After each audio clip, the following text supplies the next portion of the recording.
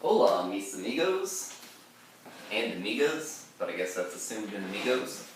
And welcome to your second to the last edition of Mr. Barron Reads and Rambles about some work of literature.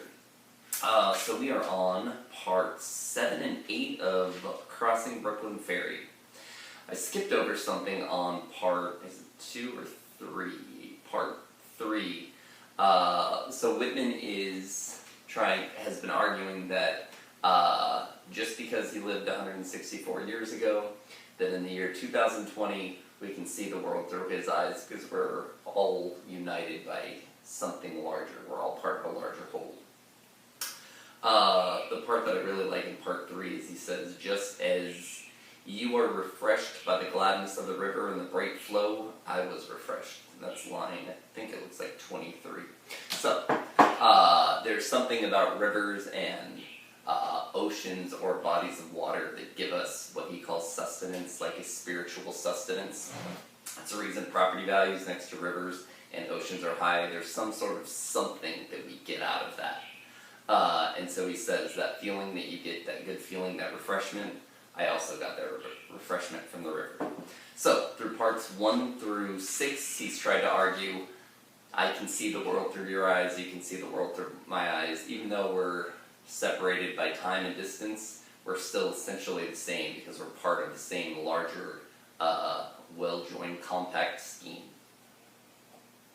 So in part 7, he tries to move in even closer by saying, closer yet I approach you.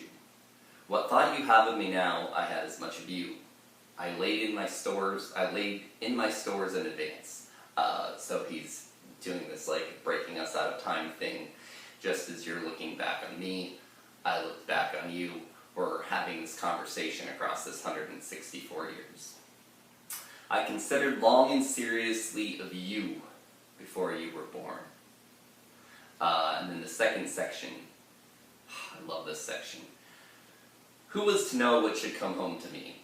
Okay, so you have the whole poem written in past tense, right up until this line, which is line 89, and he asks, who was to know what should come home to me? Or, so you're looking back on me and you're receiving these words from the past. But, how do you know I'm not receiving something from you also? And then you have a switch in line 90. Who knows, but I am enjoying this. And then it's written in present tense, which is kind of neat because he pushes himself from the past up into the present. Here's my favorite line of the whole poem. Line 91. Who knows, but for all the distance, but I am as good as looking at you now, for all you cannot see me. Alright, so you get, the first time I read this, I got goosebumps because I was like, is he saying that because I'm reading this and considering him, that he is in some way looking at me in this room right now, floating as a ghost? Like this whole poem is some sort of spell that summons his ghost to this room that we're in, and Mr. Whitman's sitting here right now looking at me. I just got chills again. But I thought perhaps I had read that wrong. Fast forwarding to part 9, which is the last part of the poem, he alludes back to this and proves me right that I was right into assuming that he is saying, how do you know that right now I'm not a ghost in the room looking at you? In part 9 he said, he summarizes, or he spends most of part 9 summarizing the things he's already talked about. So when he calls back to this line, he says, in line 112, consider, you who peruse me, whether I may not in unknown ways be looking upon you. Alright, so you have that, like, part 7 ends with this. How do you know if we are joined in this scheme, that after I've died, that I can't still look at you in ways that you can't see with the 5 senses? Okay, part 8. What can ever be more stately and admirable to me than mast-hemmed Manhattan?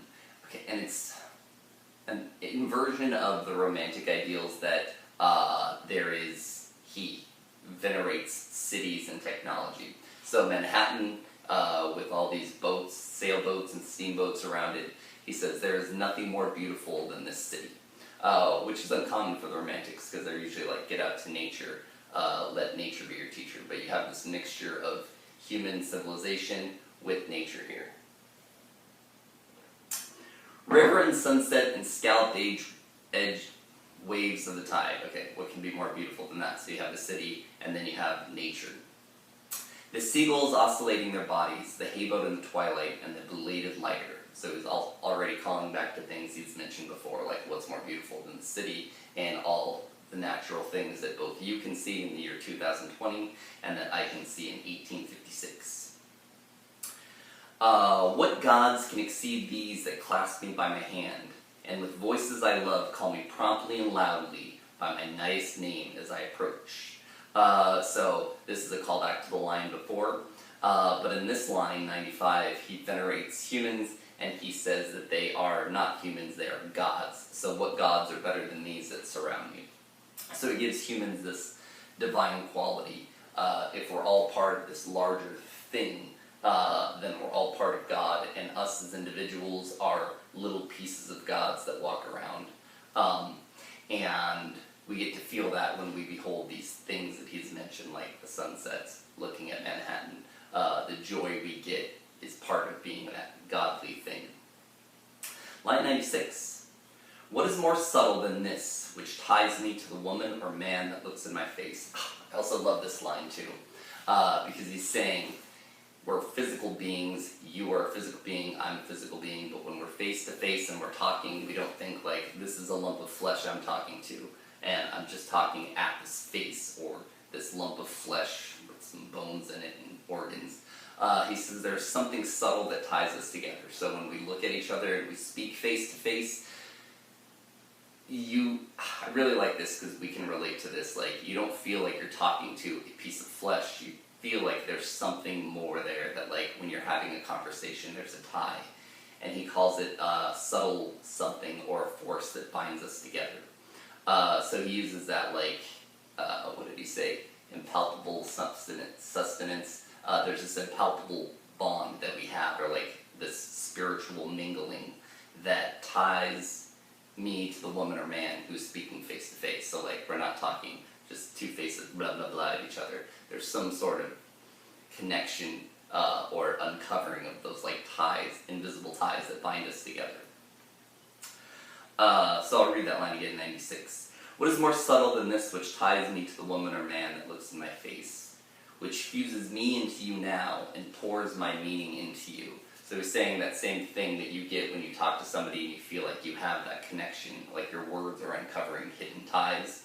His words are also uncovering hidden ties between him 164 years ago and us in the present day. So since we can do this with each other, like uncover these ties between us, like make these bonds, he's saying, since we're all tied together into something larger, we can make these bonds across time and distance also. And so he concludes part 8 with, we understand then, do we not? Which seems like a simple sentence. But again, I feel like he's trying to anticipate this existentialist argument that because we are made of flesh and bone and our consciousness comes from our brains, you can never truly understand what another person's thinking. So this poem's arguing against that and saying our flesh and our bones and our physical makeup are just ways that we perceive this larger something, the consciousness that exists outside of us. So when you see sunset and you're like, oh my god, that's amazing, and I see sunset and I'm like, oh my god, that's amazing, Whitman's saying all of us get the same feeling because we're taking something in from the outside. So he concludes part 8 with, then we understand, do we not? So he's saying basically, so we can understand each other. So he's basically ended his argument right here, saying that we can truly understand what each other or what another person is thinking because we're linked together by invisible ties. And the joys that you get from love, friendship, sunsets, rivers, oceans, I get that same feeling. So yes, we can understand each other. What I promised without mentioning, have you not accepted? And then this ties it back. I just explained that. I think what he promised was, without mentioning it, was I'm going to make you understand that we are connected, or that it's possible to understand, truly understand what another person is thinking. And he concludes the last line, line 100, What the study could not teach, what the preaching could not accomplish. Is it accomplished? Is accomplished. Is it not? So study, like book learning, academic learning. So he's saying what you can't learn from book learning or academic learning, what preaching or religion hasn't taught us, I have just accomplished all of that. So he makes a bold statement there. But I think what he's trying to say is like this idea that we are all united together into some sort of larger being, that there is some sort of larger spiritual something out there that binds us all together. He's saying this is true. This is what you're supposed to be learning in church. This is probably what we should be learning in school, but we're misled.